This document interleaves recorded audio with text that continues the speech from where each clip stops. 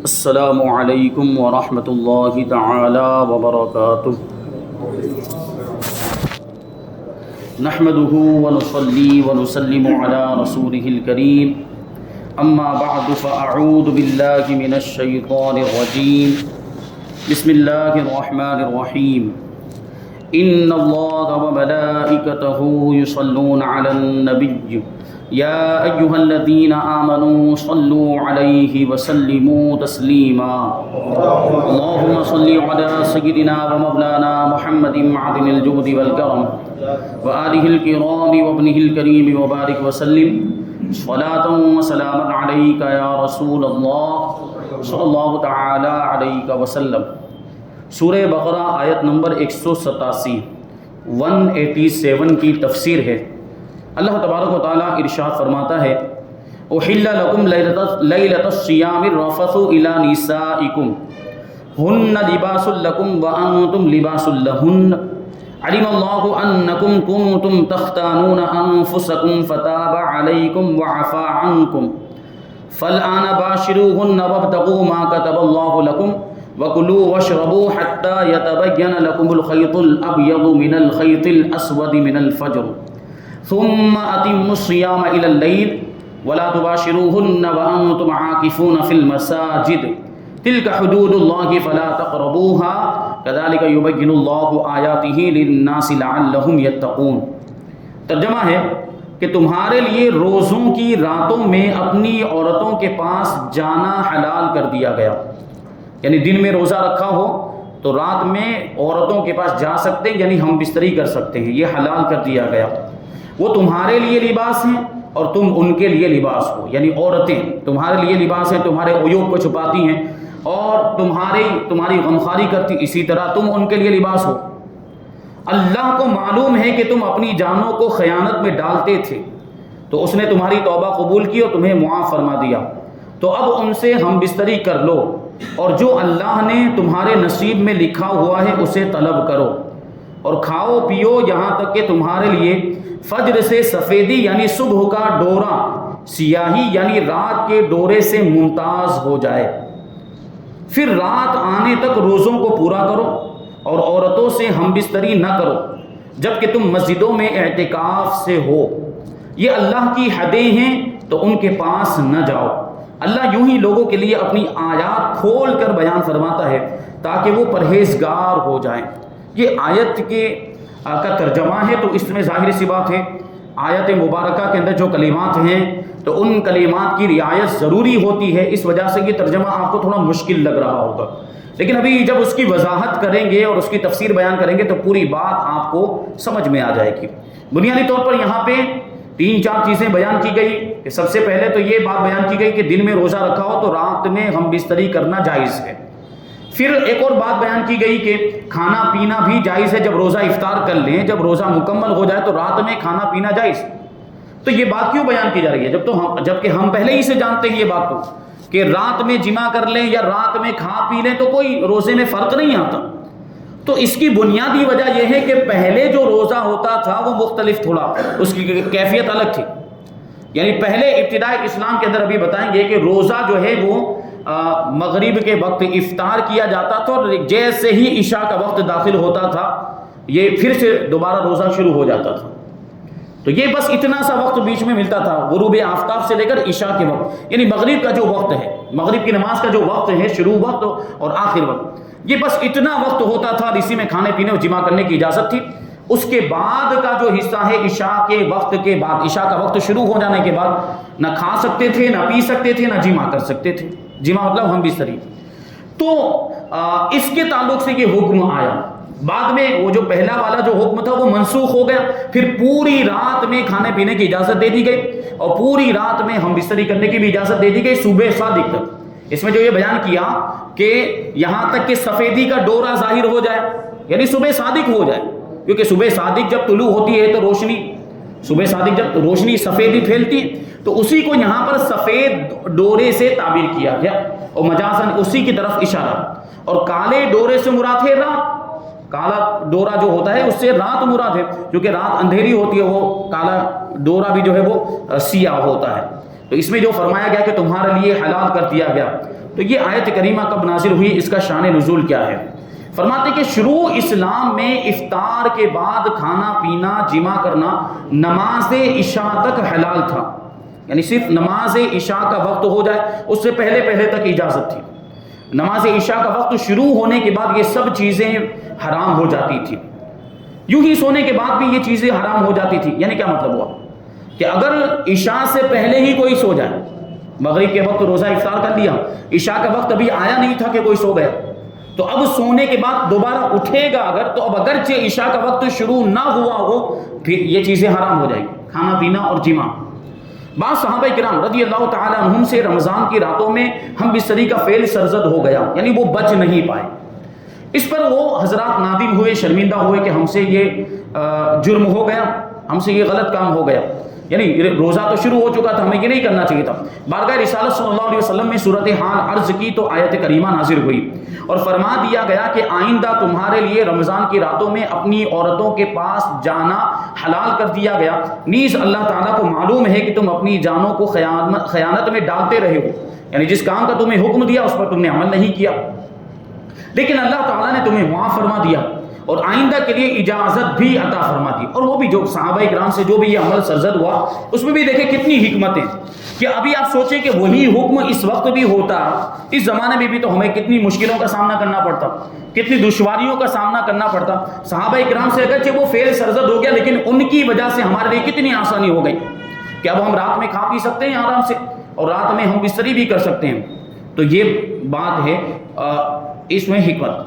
تو آیت میں خیانت سے وہ ہم بستری مراد ہے جو اجازت سے پہلے رمضان کی راتوں میں مسلمانوں سے سرزد ہوئی تھی. اور یہاں جو فرمایا کہ تلاش کرو، جو اللہ تعالیٰ نے تمہارے لیے لکھ دیا اس کو تلاش کرو، کہ اس سے کیا مراد ہے؟ فرماتے کہ اللہ تعالیٰ کے لکھے ہوئے کو طلب کرنے سے مراد یا تو یہ ہے کہ عورتوں سے ہم بستری اولاد حاصل کرنے کی نیت سے ہونی چاہیے، جس سے مسلمانوں کی افرادی قوت میں اضافہ ہو اور دین قوی ہو جائے، دین مضبوط ہو جائے، کہ اولاد کی خواہش ہو. یہ صحیح نیت ہونی چاہیے، کیونکہ حضور پاک صلی اللہ علیہ وسلم نے بھی یہ ارشاد فرمایا کہ نکاح کرو تمہاری تعداد بڑھے گی، نکاح کرو گے تو نکاح کے ذریعے سے نسل آگے بڑھے گی، اولاد ہوگی تو، اور اس طرح امت کی تعداد میں اضافہ ہوگا. حضور ارشاد فرماتے فإنی مکاثر بکم الامم، کہ قیامت کے دن میں تمہاری کثرت کو دیکھ کر دوسری امتوں پر فخر کا اظہار کروں گا. یعنی امت کی تعداد زیادہ ہوگی تو حضور پاک صلی اللہ علیہ وسلم دوسری امتوں پر فخر کا اظہار کریں گے کہ دیکھو میری امت کی تعداد اتنی زیادہ ہے. تو یہ نیت ہو، حضور پاک صلی اللہ علیہ وسلم کے حکم پر عمل کرنے کی نیت ہو، حضور کی سنت پر عمل کرنے کی نیت ہو، اولاد کے حصول کی نیت ہو، اور یہ نیت ہو کہ اس کے ذریعے سے اولاد حاصل ہوگی تو حضور پاک صلی اللہ علیہ وسلم کی امت میں اضافہ ہوگا، افرادی قوت بڑھے گی اور دین قوی ہوگا، کیونکہ جتنے افراد زیادہ ہوں گے دین اتنا ہی مضبوط ہو جائے گا. اور ایک قول یہ ہے کہ اس سے مراد شرعی طریقے کے مطابق یہ فعل کرنا ہے، یعنی جس طرح شریعت نے اجازت دی اس طرح کرنا چاہیے، بالکل غیر فطری عمل نہیں ہونا چاہیے. اللہ تبارک و تعالیٰ نے جس طرح وہ عمل بیوی کے ساتھ انتفاع کی جو اجازت دی ہے، جس طرح کا حکم ہے شریعت کے مطابق ویسے ہی ہونا چاہیے. کوئی بھی ناجائز طریقہ ہرگز اختیار کرنے کی اجازت نہیں ہے، اور کوئی بھی ایسا طریقہ جس کی شریعت میں اجازت نہیں ہے، غیر فطری عمل. آپ سمجھ رہے ہوں گے کہ میں کیا کہنا چاہ رہا ہوں، شریعت میں اس کی ہرگز اجازت نہیں ہے. آج کا نوجوان اللہ کی پناہ گندی فلمیں دیکھتے ہیں اور پتہ نہیں کیسے کیسے اس میں طریقے ہوتے ہیں جو شریعت کے مطابق بالکل بھی غلط ہیں، شریعت میں ہرگز اس کی اجازت نہیں ہے. تو وہ طریقہ اختیار کرنا ہرگز جائز نہیں ہوگا.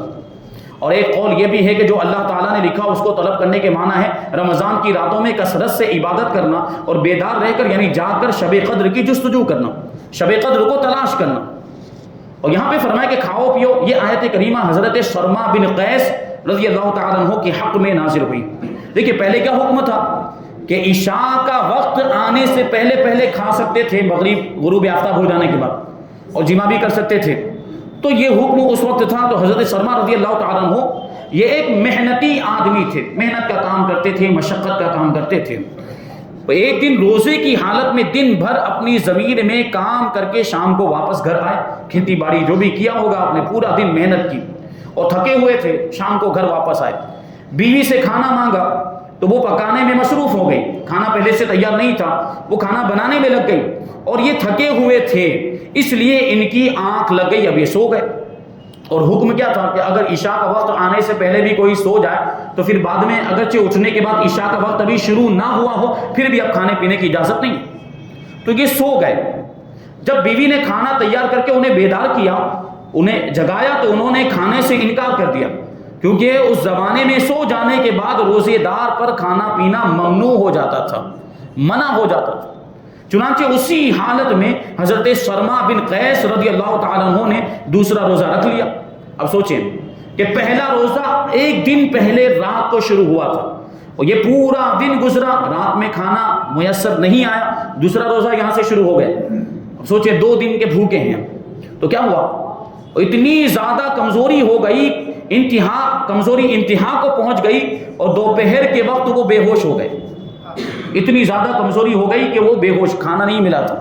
تاجدار رسالت صلی اللہ علیہ وسلم کی بارگاہ میں ان کا حال بیان کیا گیا تو ان کے بارے میں یہ آیت کریمہ نازل ہوئی اور رمضان کی راتوں میں کھانا پینا مباح اور جائز فرما دیا گیا, یعنی اب کھانے کی اجازت ہے, اب رات میں بھی کھا سکتے ہیں. یہ آسانی ہو گئی تھی کہ صحابہ کرام کا امت پر کتنا احسان ہے. اور پھر وہ حضور پاک صلی اللہ علیہ وسلم کے سامنے رہتے تھے, ان کے ساتھ جو بھی معاملات ہوتے وہ حضور کی بارگاہ میں پیش کر دیے جاتے تھے. حضور کو ان کے بارے میں پتہ چلتا تو یا تو حضور خود ہی آسانی, کیونکہ حضور بھی تو صاحب شریعت ہے, حضور کو بھی تو اللہ تبارک و تعالیٰ نے چیزوں کو حرام کرنے یا حلال کرنے کا اختیار دیا ہوا ہے, جس کے لیے جو چاہے حلال فرما دے, جس کے لیے جو چاہے حرام فرما دے. لیکن یہاں تو قرآن کی آیت ہی آ گئی اور ارشاد فرما دیا گیا کہ صبح صادق تک تم کھا پی سکتے ہو, تو یہ ہمارے لیے بھی آسانی ہو گئی. تو آیت میں سفید اور سیاہ ڈورے کا تذکرہ ہے, اس سے رات کو سیاہ ڈورے سے اور صبح صادق کو سفید ڈورے سے تشبیہ دی گئی ہے, اور مانا یہ کہ تمہارے لیے کھانا پینا رمضان کی راتوں میں مغرب سے صبح صادق تک جائز کر دیا گیا ہے. اب ایک روزہ ہوتا ہے صوم وصال جس کو کہا جاتا ہے. صوم وصال کا کیا مطلب ہوتا ہے کہ مسلسل روزہ رکھے, یعنی افطار کیے بغیر, روزہ کھولے بغیر. جیسے ابھی مان لیجئے کہ ہمارا جو روزہ ہے وہ غروب آفتاب پہ ختم ہو جاتا ہے, لیکن غروب آفتاب پر بھی کوئی کھانا نہ کھائے اور ویسے ہی پوری رات بھی روزے کی حالت میں گزار دے, دوسرا دن بھی ویسے ہی گزار دے, اس کو صوم وصال کہا جاتا ہے. افطار کیے بغیر دوسرا روزہ رکھ لینا. تو اس کے بارے میں فرماتے ہیں کہ یاد رہے کہ بغیر افطار کیے ہوئے اگلا روزہ رکھ لینا اور یوں مسلسل روزے رکھتے جانا, اس کو صوم وصال کہا جاتا ہے, اور یہ ممنوع ہے. عام لوگوں کو اس کی اجازت نہیں ہے, کیونکہ ظاہر سی بات ہے اس میں اپنے آپ کو تکلیف میں ڈالنا ہے کہ ایک روزہ کھولے بغیر دوسرا روزہ رکھ لیں گے تو مشقت ہے, کمزوری آ جائے گی, بیمار پڑ سکتے ہیں. تو اس کی اجازت صرف حضور پاک صلی اللہ علیہ وسلم کو تھی, اور یہ آپ صلی اللہ علیہ وسلم کی خصوصیات میں سے, یعنی ہر کسی کے بس کی بات نہیں کہ وہ صوم وصال رکھے. حضور پاک صلی اللہ علیہ وسلم کی شان الگ, حضور کے جیسا کوئی نہیں ہو سکتا. حضور تو بے مثل و بے مثال ہیں. ابھی آگے حدیث سنیں گے آپ تو ایمان تازہ ہو جائے گا. صحیح بخاری میں حضرت ابو ہریرہ رضی اللہ تعالیٰ عنہ سے روایت ہے کہ رسول اللہ صلی اللہ علیہ وسلم نے صحابہ کرام رضی اللہ تعالیٰ عنہم کو صوم وصال کے روزے رکھنے سے منع فرمایا. صوم وصال رکھنے سے منع, یعنی حضور نے دیکھا کہ صحابہ کرام بھی صوم وصال, کیونکہ حضور یہ صوم وصال رکھتے تھے. حضور یہ روزے رکھتے تھے کہ بغیر افطار کیے ہوئے اگلا روزہ, پھر اس کے بعد دوسرا روزہ رکھ لیا. حضور پاک صلی اللہ علیہ وسلم کو دیکھ کر صحابہ کرام نے بھی یہ روزہ رکھنا شروع کر دیا, کیونکہ صحابہ کرام کے اندر سنت پر عمل کرنے کا جذبہ یہ انتہا کو پہنچا ہوا تھا. جو بھی حضور کو کرتے ہوئے دیکھتے تھے وہ صحابہ کرام کرنے لگ جاتے تھے سنت پر عمل کرنے کی نیت سے. تو صوم وصال بھی رکھنا شروع کر دیا. تو حضور پاک صلی اللہ علیہ وسلم نے صحابہ کرام کو یہ روزہ رکھنے سے منع فرمایا. تو صحابہ کرام نے عرض کیا, یا رسول اللہ صلی اللہ تعالیٰ علیہ وسلم, آپ بھی تو وصال کے روزے رکھتے ہیں, یعنی آپ بھی تو اس طرح کے روزے رکھتے ہیں, یعنی آپ رکھتے ہیں تو پھر ہم کو کیوں منع فرما رہے ہیں؟ آپ کو اجازت تو ہم کو بھی اجازت ہونی چاہیے. ارشاد فرمایا, تم میں میرے جیسا کون ہے؟ مجھے تو میرا رب کھلاتا اور پلاتا ہے, میں اپنے رب کی بارگاہ میں کھاتا پیتا ہوں, تو میرا یہ معاملہ ہے. تم میں سے ہر کسی کی تو یہ کیفیت نہیں, تم میری طرح نہیں ہو سکتے, تمہارا وہ مقام و مرتبہ نہیں ہے, اس لیے تمہیں صوم وصال رکھنے کی اجازت نہیں ہے. آگے وانتم عاکفون فی المساجد, جبکہ تم مسجدوں میں اعتکاف کی حالت میں ہو تو اس وقت بھی ہم بستری کرنے کی اجازت نہیں ہے اعتکاف کی حالت میں. اور اعتکاف کی حالت میں ظاہر سی بات ہے مسجد کے اندر تو ہم بستری حرام ہے, ہو ہی نہیں سکتا. یہ کام کرنے کے لیے اسے مسجد سے باہر جانا پڑے گا, مسجد سے باہر جائے گا تو کیا ہو جائے گا؟ اعتکاف ٹوٹ جائے گا, تو اجازت نہیں ہے. اس میں بیان ہے کہ رمضان کی راتوں میں روزے دار کے لیے بیوی سے ہم بستری حلال ہے, جبکہ وہ معتکف نہ ہو, اعتکاف کی حالت میں نہ ہو. لیکن اعتکاف میں عورتوں سے میاں بیوی والے تعلقات حرام ہیں, ہم بستری نہیں ہو سکتی. جیسے میں نے بھی بتایا کہ اس میں کیا خرابی لازم آئے گی.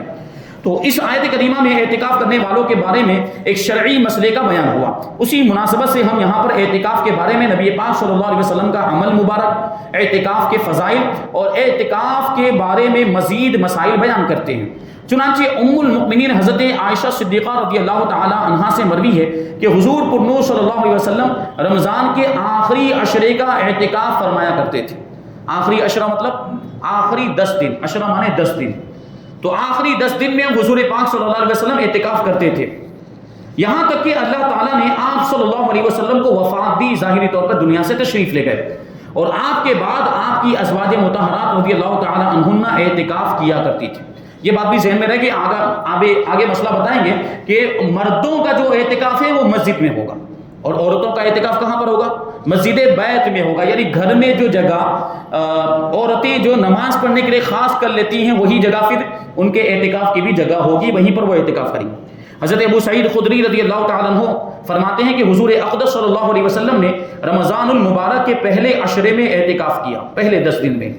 پھر ایک ترکی خیمے میں رمضان کے درمیانی عشرے میں اعتکاف کیا، جس کے دروازے پر چٹائی لگی ہوئی تھی. آپ نے اپنے ہاتھ سے وہ چٹائی ہٹائی اور خیمے کے ایک کونے میں کر دی. پھر خیمے سے سر باہر نکالا اور لوگوں سے فرمایا کہ میں اس رات یعنی لیلۃ القدر کی تلاش میں پہلے عشرے کا اعتکاف کرتا تھا. پھر میں درمیانی عشرے کے اعتکاف میں بیٹھا، پھر میرے پاس کوئی فرشتہ آیا تو میری طرف وحی کی گئی کہ یہ آخری عشرے میں ہے. یعنی شب قدر کون سی؟ شب قدر کون سے عشرے میں ہے؟ آخری 10 دنوں کے اندر ہے. تو حضور نے پہلے عشرے میں بھی دیکھ لیا تو شب قدر نہیں ملی، دوسرے عشرے میں بھی شب قدر نہیں ملی، تو حضور کو فرمایا گیا کہ کون سے عشرے میں ہے؟ آخری عشرے کے اندر. اسی وجہ سے آخری عشرے کا اعتکاف کیا جاتا ہے. تو حضور نے آگے ارشاد فرمایا کہ تم میں سے جس شخص کو پسند ہو کہ وہ اعتکاف کرے، تم میں سے جس شخص کو پسند ہو وہ اعتکاف کرے. چنانچہ لوگوں نے حضور پاک صلی اللہ علیہ وسلم کے ساتھ اعتکاف کرنا شروع کر دیا. حضرت انس رضی اللہ تعالیٰ عنہ فرماتے کہ نبی کریم صلی اللہ علیہ وسلم رمضان کے آخری 10 دنوں میں اعتکاف کرتے تھے. 1 سال اعتکاف نہ کر سکے، جب اگلا سال آیا تو حضور پاک صلی اللہ علیہ وسلم نے 20 دن کا اعتکاف کیا. یعنی وہ پچھلے سال کے 10 دن اور اس سال کے 10 دن. حضرت عبداللہ ابن عباس رضی اللہ تعالیٰ عنہما فرماتے کہ نبی کریم صلی اللہ علیہ وسلم نے اعتکاف کرنے والوں کے بارے میں ارشاد فرمایا کہ وہ گناہوں سے باز رہتا ہے اور نیکیوں سے اسے اس قدر ثواب ملتا ہے جیسے اس نے تمام نیکیاں کر لی. ظاہر سی بات، اعتکاف کہاں پر ہوتا ہے؟ مسجد کے اندر ہوتا ہے، اور اعتکاف میں مسجد سے باہر نہیں نکل سکتے. تو مسجد کے اندر رہنے کی وجہ سے باہر جو بہت سارے گناہ ہوتے ہیں اس سے آدمی بچ جاتا ہے. ابھی باہر جائے گا تو گناہوں میں مبتلا ہو جائے گا، لیکن وہ باہر جاتا ہی نہیں ہے تو بہت سارے گناہوں سے وہ محفوظ رہتا ہے. اور مسجد میں اعتکاف کرنے کا مطلب یہ ہوتا ہے کہ اعتکاف عبادت کی نیت سے کیا جاتا ہے کہ مسجد میں عبادت کریں گے، نماز پڑھیں گے، روزہ تو رکھنا ہوتا ہے سنت اعتکاف میں، اور واجب اعتکاف میں یہ روزہ بھی شرط ہوتا ہے، اور رمضان میں تو پھر ظاہر سی بات روزہ رکھنا ہی رکھنا ہے. اور پھر تسبیح پڑھتا ہے، ذکر و اذکار کرتا ہے، وظیفے پڑھتا رہتا ہے، قرآن کی تلاوت کرتا رہتا ہے، نیک باتیں نیکی کی باتوں کی جو ہے کہ سنتا سناتا رہتا ہے، بیانات سنتا ہے اور کتابیں پڑھتا ہے. یہ ہوتا ہے. بسا اوقات علماء آ جائیں تو ان کو بٹھا کر مسئلے مسائل پوچھے جاتے ہیں. یہ ساری باتیں اعتکاف میں ہونی چاہیے. جبکہ آج کل اعتکاف کے اندر بھی بہت سارے خرافات آ گئے. مسجدوں میں بیٹھ کر وہ پارٹیاں ہو رہی ہیں. ہوتا ہے یہاں سے کھانا آیا، اس کے یہاں سے کھانا آیا، وہاں بنوایا، وہ تپیلے آ رہے ہیں اور پھر پارٹیاں. وہ پارٹی کرنے کے لیے اعتکاف نہیں ہے. بہرحال کھانے کی اجازت ہے، لیکن جیسا نارمل انداز میں آپ کھاتے ہیں اسی انداز میں کھائیں گے اعتکاف کی حالت میں بھی. یہ کیا اہتمام کیا جاتا ہے خاص طور پر اس کا. اور پھر وہ اعتکاف والوں کے ساتھ باہر والے آ کے بھی بیٹھ گئے. اب وہ گپے لڑائے جا رہے ہیں وہاں پر، اور باہر کی باتیں ہو رہی ہے، پھر دنیا داری کی باتیں ہوتی ہیں وہاں پر. تو اعتکاف کی حالت میں دنیا کی باتیں نہیں کر سکتے. آپ عبادت کرنے کے لیے بیٹھے ہو، بلکہ عام طور پر بھی آپ مسجد میں آئے ہوں تو مسجد عبادت کی جگہ ہے، مسجد ذکر و اذکار کے لیے ہے، دنیا کی باتیں کرنے کے لیے نہیں. مسجد میں دنیا کی باتیں کرنے سے ہماری عبادتوں کا ثواب ضائع ہو جاتا ہے. بلکہ یہاں تک فرمایا گیا کہ مسجد میں مباح بات کرنا، یعنی ایسی بات کہ اگر ہم باہر کریں تو اس بات میں نہ کوئی ثواب ملے نہ کوئی گناہ ملے، ایسی بات بھی اگر ہم مسجد کے اندر کریں تو وہ بات نیکیوں کو اس طرح کھا جاتی ہے جیسے کہ آگ لکڑی کو کھا جاتی ہے. اس طرح جو ہے مباح بات کے بارے میں فرمایا گیا. تو ابھی اب گناہ کی بات کریں تو کیا ہوگا؟ گناہ کی بات کا تو کتنا سخت عذاب ہوگا اور اس کی سزا کیسی ہوگی. تو بہرحال اعتکاف اگر کریں تو اعتکاف کے آداب، مسجد کے آداب اور سارے مسائل پہلے سیکھیں کہ ہمیں اعتکاف میں کیا کرنا چاہیے اور کیا نہیں کرنا چاہیے، اس کے بعد اعتکاف کریں اور صحیح انداز میں، صحیح طریقے میں، شریعت کے مطابق اعتکاف کریں۔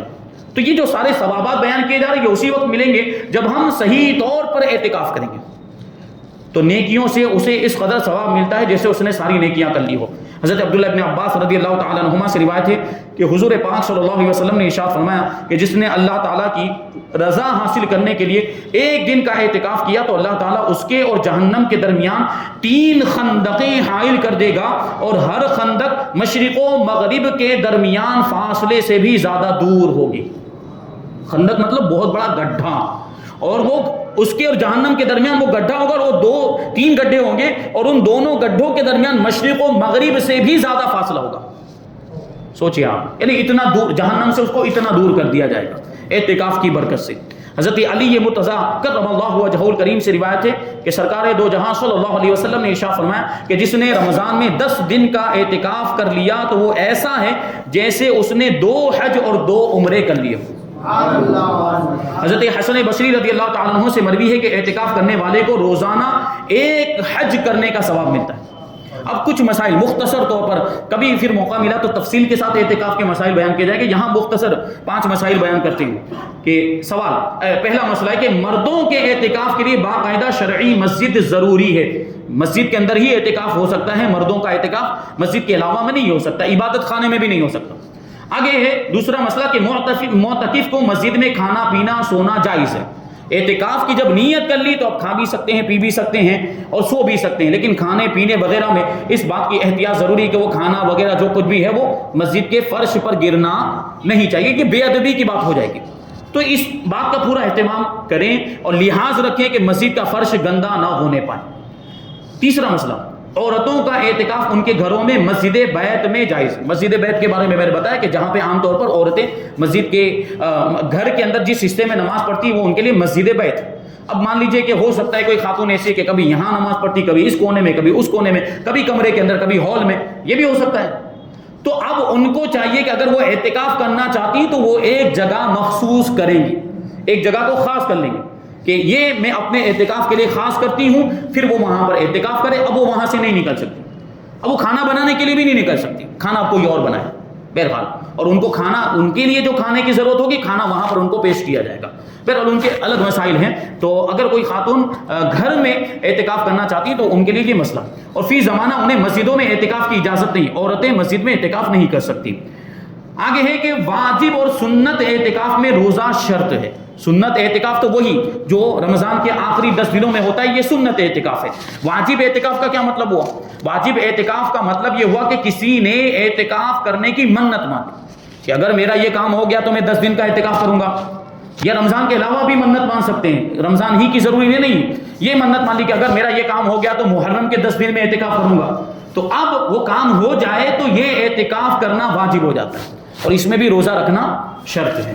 نفلی اعتکاف میں روزہ ضروری نہیں، اور نفلی اعتکاف چند منٹ کا بھی ہو سکتا ہے۔ جب بھی مسجد میں جائیں نفلی اعتکاف کی نیت کر لیں، جب بھی آئیں مسجد کے اندر تو اعتکاف کی نیت کر لیں، تو جب تک مسجد کے اندر رہیں گے ہمیں اعتکاف کا ثواب ملتا ہی رہے گا۔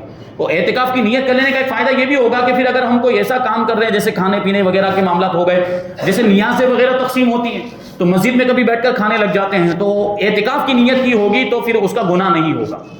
اور یہاں پر بھی اگر ہم بیٹھے کوئی ضروری بات کبھی کرنی پڑ جاتی ہے تو ضروری بات بھی ویسے اجازت نہیں ہے، لیکن اعتکاف کی حالت میں ضروری بات کرنے کی اجازت مل جائے گی، تو اعتکاف کی نیت کر لینی چاہیے۔ تو یہ اعتکاف 1 منٹ کا بھی ہو سکتا ہے، 5 منٹ کا بھی ہو سکتا ہے، نماز پڑھنے کے لیے آدھا گھنٹہ تقریباً گزرتا ہے اس میں، تو جیسے ہی داخل ہوں اس وقت اعتکاف کی نیت کر لیں۔ اعتکاف کی نیت وہاں لکھی ہوئی بھی ہے تو وہ نیت پڑھ لے، یا پھر اپنے الفاظ میں کہہ لے کہ میں اعتکاف کی نیت کرتا ہوں، ہو گئی نیت۔ اور اگر بولا بھی نہیں، صرف ارادہ کر لیا کہ میں نے اعتکاف کی، دل میں سوچا اعتکاف کی نیت کی، تب بھی نیت ہو گئی، کیونکہ نیت دل کے ارادے کا نام ہے، الفاظ کوئی بھی زبان سے ادا کرتا۔ 5واں مسئلہ کہ واجب اور سنت اعتکاف میں ایک لمحے کے لیے بھی بلا اجازت شرعی مسجد سے نکلے گا تو اعتکاف ٹوٹ جائے گا۔ مسجد سے باہر نکلتے کے ساتھ ہی اعتکاف ٹوٹ۔ اب مسجد سے باہر نکلنے کا کیا مطلب ہے، اور کون سی ضرورت کے لیے باہر جا سکتا ہے، کون سی ضرورت کے لیے نہیں جا سکتا، اس کی ایک تفصیل ہے انشاءاللہ وہ پھر کسی موقع پر بیان کی جائے گی۔ تو یہ آیت نمبر 187 کی تفسیر یہاں پر مکمل ہو گئی۔ آیت نمبر 188 اور آیت نمبر 189 کی تفسیر ہم انشاءاللہ آئندہ درس میں شامل کریں گے۔ اللہ تبارک و تعالیٰ کی بارگاہ میں دعا ہے کہ جو کچھ بھی بیان ہوا اس پر ہم سب کو عمل کرنے کی توفیق عطا فرمائے، اور نور قرآن سے ہم سب کے دلوں کو روشن اور منور فرمائے۔ وما علینا الا البلاغ۔